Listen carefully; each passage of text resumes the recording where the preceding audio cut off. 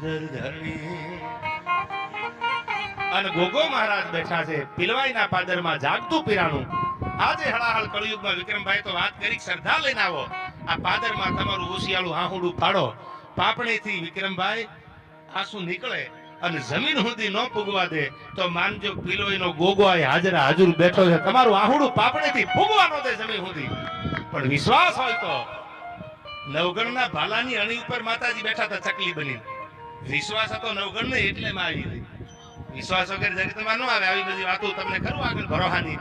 પણ ગોગો મહારાજ બેઠા છે ત્યારે ભગવાન ભોળાનાથ માટે આખું શેષા અવતાર છે. અને ત્યારે ભગવાન શિવ માટે મને કડી યાદ આવે એમ મહાકાલ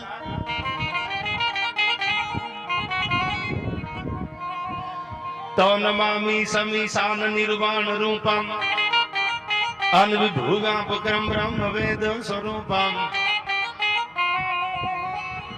એ નિજમ નિર્ગુણમ નિર્વિકલ્પમ નિરીહમ ચિદાકાશમાકાશ વાસન ભજેહમ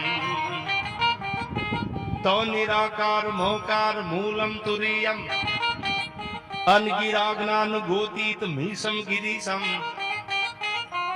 હે ગોગા મહારાજ, હે ભગવાન ભોળાનાથ, હે કરાલમ મહાકાલ કાલમ કૃપાલમ ગુણાગાર સંસાર પારમ નતો હમ ગુણાગાર સંસાર પારમ નતો હમ ગુણાગાર સંસાર નતો હમ